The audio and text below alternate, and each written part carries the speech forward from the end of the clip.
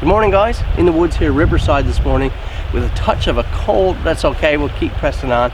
I am in for breakfast and it is perfect morning, very much my type of weather.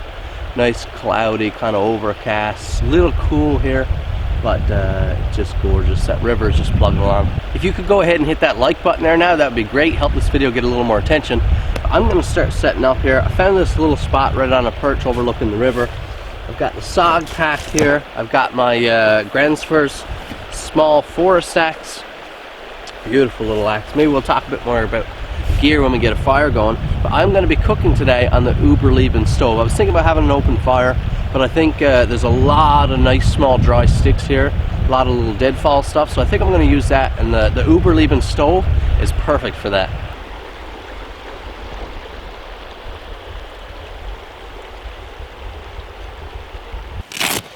The Überleben, this is the flat pack stoker, I believe is the name of it. But it's one of those kit items that I've been really impressed with. The Überleben flat pack here is one, I know some people say they've ripped off other designs. I don't really have much of an opinion on that, but I would say it's a free market. If it wasn't patented or whatever, then what are you going to do? But this is one of those products that I have been really impressed with. Really happy to add to my kit for sure. If you've never tried a little stove like this, I would imagine all the brands are pretty well the same. They burn the same, but they draft so well, and they'll burn even like as long as you can get it started, they'll keep some damp stuff going. But you can see this one has had some use and it's just getting beautiful there now, but we gotta get a little fire going. Let's see if I can get this on the first go. I have a little bit of birch bark here, 1/2-inch ferro rod, and I have my beautiful bake apple. This was the first run, number one of all. Let's clean up that rod a little bit there. Let's see if I can get this birch going. Yeah. Get that down in there.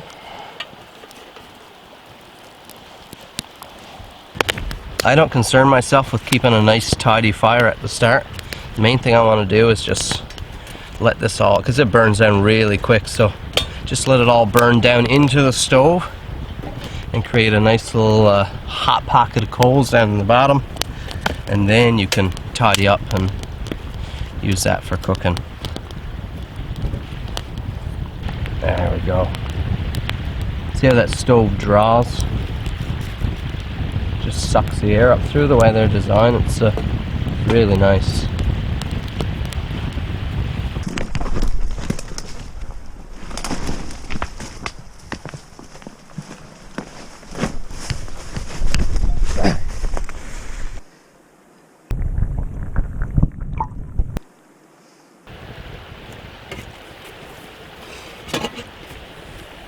I pretty much never put the top braces on the stove. There is a little X brace you can put in there, but it's finicky putting in, and it's hard to get the fire going with them in there, so I just leave them off. Now this kettle is big enough. I'm gonna get a couple eggs in there boiling now, and we'll show you what we have for breakfast.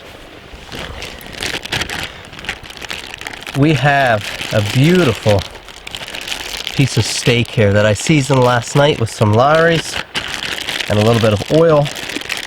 I'm just gonna kind of set it out now so it warms up. Yeehaw! Coming soon. Keep an eye out.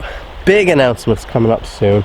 I've been kind of hinting you guys along that I've been working on some big projects over the past few months of summer, and we're getting close to the release. Newfoundland Hobbyist is also coming up soon.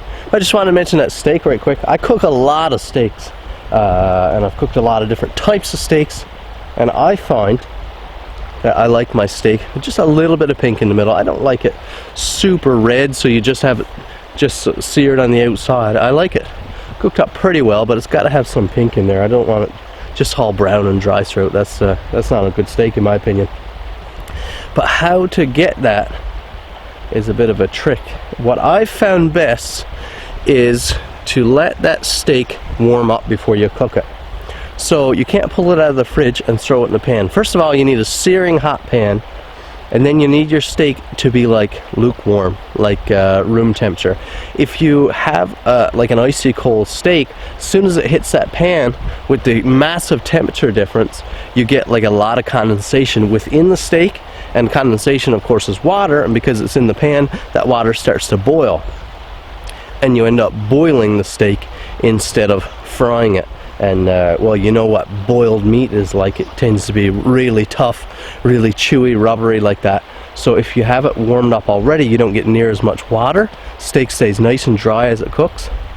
Oh, we have Grey Jays coming around here now.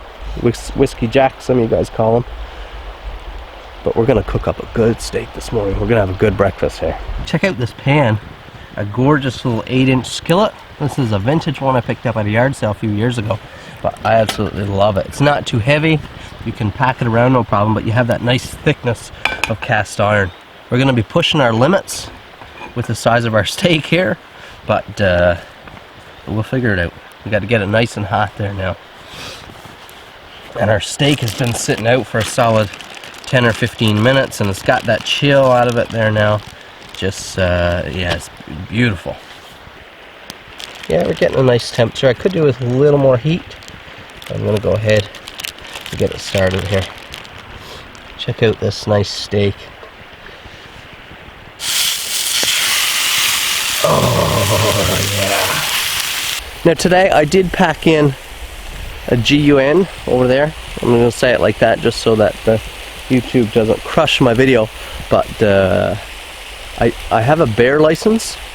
I don't expect anything around today, but I brought the 1-2 gauge just in case, with this big piece of meat here out in the open for a while warming up. Just black bears here aren't really aggressive like that, but it never hurts just to have something on hand like that. It makes me feel a little more comfortable. And yeah, a couple 3-inch Magnum slugs ought to do the trick if I got into trouble. But like I said, I don't expect anything, and I really don't want to have to fire those 3-inch Magnums today. Especially with that little tiny Mossberg 500. It's built so light, especially with the aftermarket stock I got on that's featherweight. So the 18.5-inch barrel, a 3-inch Magnum would hit hard in the teeth this morning. You can see we got some beautiful color there now. Hopefully we're not overcooking it. Not a big deal if we do. It's a little tough to manage sometimes cooking like that in the woods, especially while filming, but looking good. Made this one up last night, guys. Beautiful piece of 1/2-inch thick cherry wood that I cut out to what I felt was a perfect size for me packing. Oh yeah, that is nice. I wanted a little cutting board. I've always wanted a little cutting board for packing in the woods, just because it's always awkward cutting up veggies and stuff like that. You're trying to cut them up in your hand. But now I have one all set out here. Let's get this piece of meat. This piece of meat is going to push its limits today. I just had the meat out sitting for a few minutes. Those eggs I threw back on the fire again. I don't even care if I get to eat those. But we should have a little bit of pink left in the middle. I'm not sure, but guess what else we have here today? 2 brand new hot sauces sent in from, well, they're Maritime Madness. That's a brand of the sauce. You can check out their site online.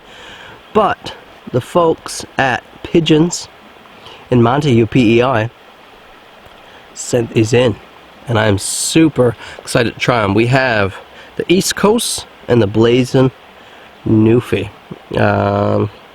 Rated burn rates 4 and 5. So super excited. This is my type of morning. Let's get that baked apple here. I'm just gonna cut right down the middle and have a look inside. Yeah, so we've got a nice bit of pink. This is actually cooked really nice for me here now. Nice and tender.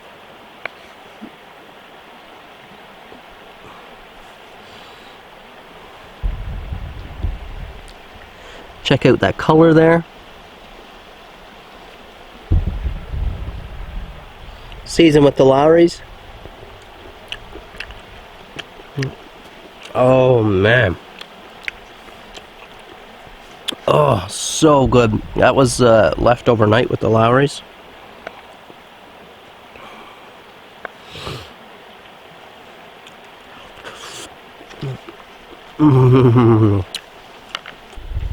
Let's try the East Coast. That's the burn rate of 4, so the cooler one first.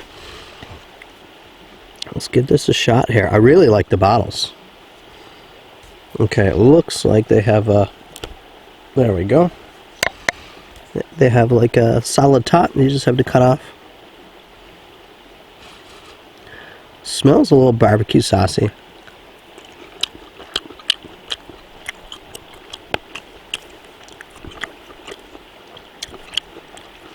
Woo! For number 4, that is pretty hot. Oh, that is nice. I'm going to try another little bit of that.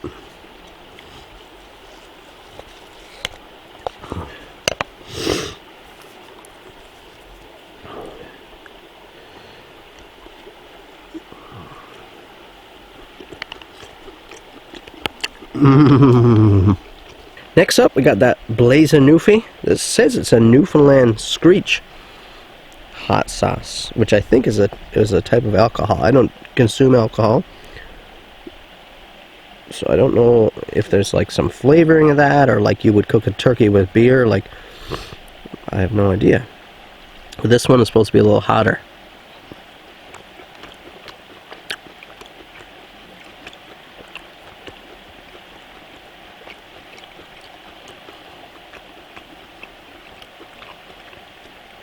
That's great. The heat is delightful more. It doesn't hit as quick and sharp as the East Coast. I think for me, the East Coast is a better flavor though. Of course, this is all... Ooh, look at that. I am a blessed man to be able to come out here and sit, take my time, and have my breakfast like this, I tell you. Good food, beautiful view, no real danger, nothing pressing. Just makes the constant everyday issues you're dealing with feel like they're so menial. We stress about so many little things, but really, how big a deal are they?